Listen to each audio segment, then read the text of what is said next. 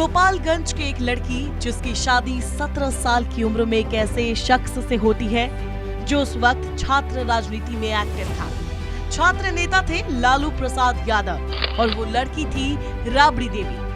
25 जुलाई 1997 जब एक घरेलू और 8वीं पास महिला बिहार की मुख्यमंत्री बनती है। ये पूरे देश में अपने तरह की पहली घटना थी। इससे पहले राबड़ी देवी का राजनीति से कोई सरोकार नहीं था। उनकी पहचान बस इतनी थी कि वो बिहार के मुख्यमंत्री लालू प्रसाद यादव की पत्नी है। चारा घोटाले में लालू यादव को अपनी गद्दी छोड़नी पड़ी, लेकिन वो चाहते थे कि सत्ता किसी तरह उनके हाथ में ही रहे। कुछ लोग लालू के इस फैसले को लेकर उन पर तंज भी कसते थे, लेकिन लालू सबको दरकिनार कर अपनी पत्नी को बिहार का सर्वे सर्वा बना दिया। राबड़ी देवी को बचपन में सब भागमनी कहकर बुलाते थे। माता पिता ने भागमनी नाम ही रखा था। भागमनी से राबड़ी देवी होने का भी एक किस्सा है। दरअसल गांव के लोग बचपन में राबड़ी देवी को गोद में खिलाते थे तो रबड़ी कहते थे। तब से उनका नाम पहले रबड़ी और फिर बाद में राबड़ी हो गया। नाम भले ही राबड़ी हो गया हो, लेकिन भाग्य तो हमेशा साथ ही रहा। माता पिता ने जो नाम रखा था राबड़ी उस पर खड़ी उतरी। भला ऐसा भाग्य और किसका होगा। राबड़ी देवी के मुख्यमंत्री बनने के बाद कई लोग चुटकी लेते थे कि बिहार की सरकार चलाने वाली महिला जो कायदे से अंग्रेजी में गवर्नमेंट शब्द का उच्चारण भी नहीं कर सकती, वो सरकार क्या चलाएगी। बहुत कम लोगों को पता है कि मुख्यमंत्री बनने के बाद राबड़ी देवी की पहली स्पीच 1 मिनट से भी कम की थी। तब सुशील मोदी विपक्ष के नेता हुआ करते थे। पिंक साड़ी पहनकर राबड़ी देवी विधानसभा आती है, घबराहट में स्पीच देती है। सामने से सुशील मोदी लालू के घोटाले और पत्नी को सीएम बनाने को लेकर राबड़ी पर तंज कसते हैं। राबड़ी मुस्कुराते हुए कहती है, मैंने हमेशा आपको अपना छोटा भाई ही माना है। सुशील मोदी बस देखते रह जाते हैं। राबड़ी के इस जवाब ने ये साबित कर दिया था कि भले ही उनकी पहचान अब तक एक घरेलू महिला की थी, लेकिन अब वो सियासत में भी छा जाने को तैयार है। राबड़ी देवी और सुशील मोदी के बीच तल्ख संवाद होते रहते थे और हमेशा राबड़ी देवी सुशील मोदी पर भारी पड़ती थी। तब बिहार और झारखंड एक हुआ करते थे। विधानसभा में सदस्यों की संख्या 324 थी। सरकार में 74 मंत्री थे। एक बार सदन चल रहा था। सुशील मोदी ने चोर यानी कि लालू को अपने घर से निकालने की अपील की। राबड़ी ने जवाब में कहा, मैं चोर को आपके घर भेज दूंगी। सदन में मौजूद सारे सदस्यों ने जोर से ठहाका लगाया। सुशील मोदी के पास कोई जवाब नहीं था, फिर भी लड़खड़ाते हुए कहते हैं कि मेरा घर तो बहुत छोटा है। कोयला मंत्री कांति सिंह का घर बहुत बड़ा है, आप वहां भेज दीजिए। जब सदन में उनके पक्ष में मतदान संपन्न हुआ तो बाहर पत्रकारों को जवाब देते हुए कहती हैं, मैं अपने पति के आदेशानुसार काम करूंगी, लेकिन उनके किसी भी गलत आदेश का पालन नहीं करूंगी। राबड़ी ने अब तक ये साबित कर दिया था कि वो कोई कठपुतली मुख्यमंत्री नहीं है। वो सरकार चलाना भी जानती है और विरोधियों को जवाब देना भी। शिक्षा मंत्री ने कहा कि शिक्षक लोग को दहेज मिल रहा है। मुख्यमंत्री जी कहते हैं दहेज नहीं लेना चाहिए। कोई काम में मुख्यमंत्री जी सफल नहीं हुए हैं, ना दारू में सफल हुए हैं, ना दान दहेज में सफल हुए हैं। राबड़ी देवी को दोस्त बनाना पसंद नहीं है, ना उन्हें बाहर खरीदारी करना पसंद है। वो अपने परिवार के साथ अकेले रहना पसंद करती हैं। चारा घोटाले पर एक पुराने इंटरव्यू में वो कहती हैं, मुझे बहुत बुरा लगता है जब कोई उन्हें आरोपी कहता है। हम अपनी संपत्ति को कहाँ छिपाएंगे। पटना में हमारे अपने कौन हैं? सभी हमारे दुश्मन हैं। यहाँ तक कि हमारी पार्टी के आदमी भी हमारे दुश्मन हैं। उन्होंने हमारे घर और हमारे परिवार के सभी सदस्यों के घर छापेमारी की है, किसी को नहीं छोड़ा। लोगों को सारा खेल पता है। लालू जी के खिलाफ लोग सबूत चाहते हैं, हम भी सबूत चाहते हैं। माँ का दूध पिया है तो सबूत लाकर दिखाओ। और लालू जी का कुछ होता है तो सड़क पर लोग उतर जाएगा। बिहार की जनता सड़क पर उतरेगी, झारखंड के गरीब आम जनता सड़क पर उतरेगी। अगर जहर दे के मारना है तो मार दे सरकार, भारत सरकार मिल के, राज्य सरकार मिल के, बिहार सरकार मिल के, जो भी करना है कर दे। सभी आदमी को सामने खड़ा करा कर लालू पलवार को खत्म कर दे। बहुत कम लोगों को पता है कि राबड़ी पहली बार जब पटना आई थी उसी रात लालू यादव जेल गए थे। एक इंटरव्यू में राबड़ी देवी कहती हैं, जब मैं पहली बार पटना आई थी उसी दिन लालू यादव जेल गए। मुझे ऐसा लगा कि मैं तो जाल में फंस गई हूँ। मैंने पिताजी से कहा, आपने मुझे कहाँ भेज दिया है। वो आपातकाल का दौर था और हमारी मुलाकात ज्यादातर जेल में हुआ करती थी।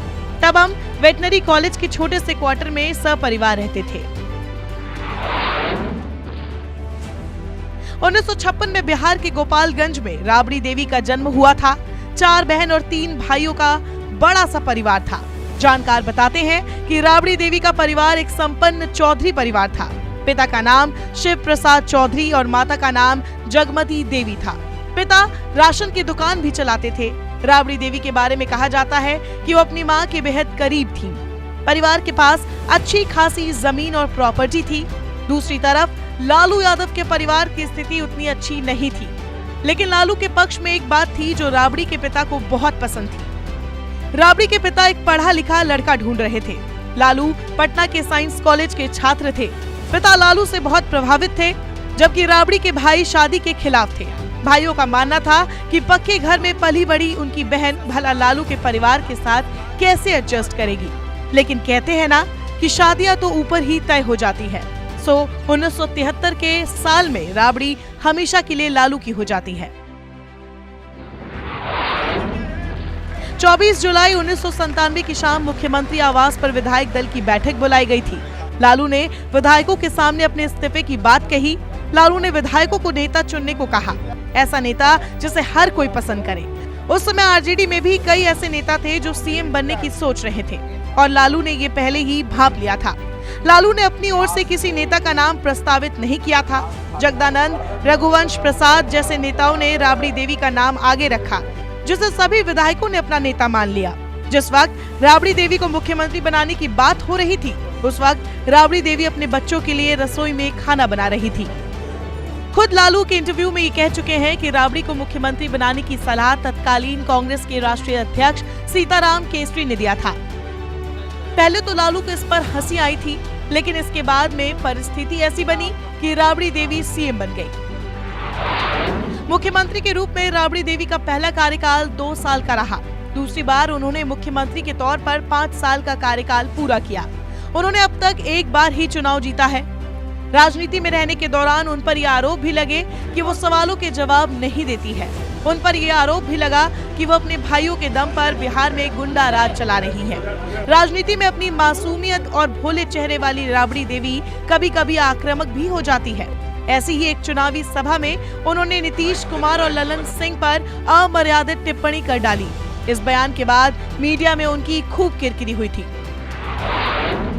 एक बार राबड़ी अपने भाई साधु यादव को टिकट नहीं दिला पाई थी, तो लालू ने पत्रकारों से मजाकिया अंदाज में कहा, राबड़ी रुसलबाड़ी मांगा तानी चोखा तदे ताड़ी चटनी। ये उन दिनों की बात है जब लालू बिहार के मुख्यमंत्री थे। राबड़ी की बात को लालू ने अनसुनी कर दी। बाद में साधु यादव को स्पोर्ट कोटे से 2 बार विधान परिषद भेजा गया। 2004 में उन्हें लोकसभा का टिकट दिया गया, तो उनके भाई सुभाष यादव को राज्यसभा भेजा गया।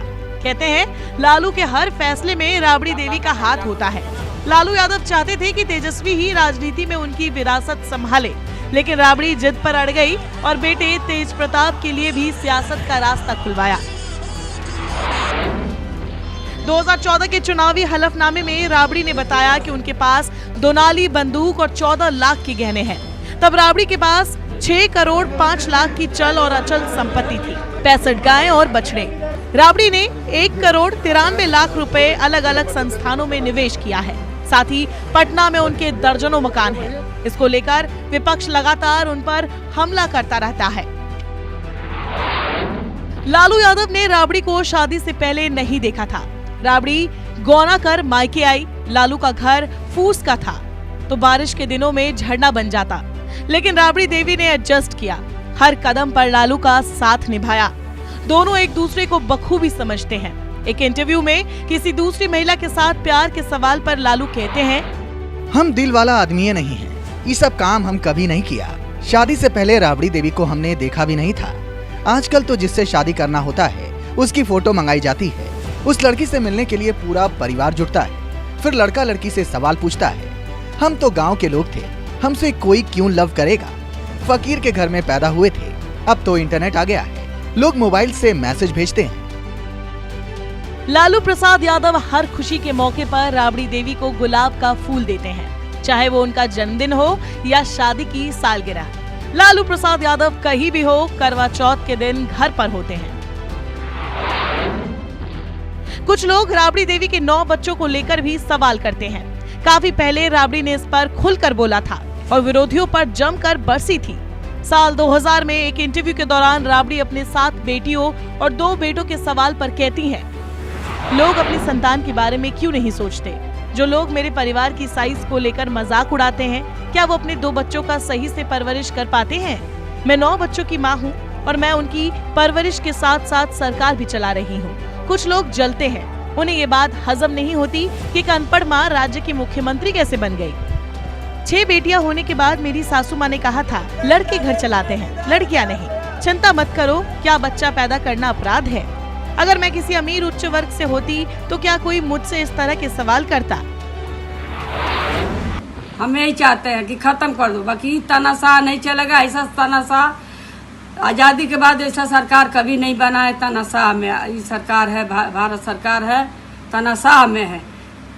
पागल हो गया है भारत सरकार, एकदम पागल हो गया है। भारतीय राजनीति में राबड़ी की बात इसीलिए भी की जानी चाहिए क्योंकि एक साधारण और बेहद सादगी पसंद महिला जो कभी रसोई तक सीमित थी, जिसकी समक्ष और सपने सिर्फ गृहस्थ जीवन के इर्द गिर्द घूमते थे, वो एकदम से सियासत के शिखर पर पहुंचती भी है और कामयाब भी होती है। सही मायनों में लालू ने राबड़ी को लोकतंत्र का करिश्मा बना दिया। सियासत में ऐसा पहले कभी नहीं हुआ था। इसे लालू का मास्टर स्ट्रोक कहे या भागमनी का सौभाग्य।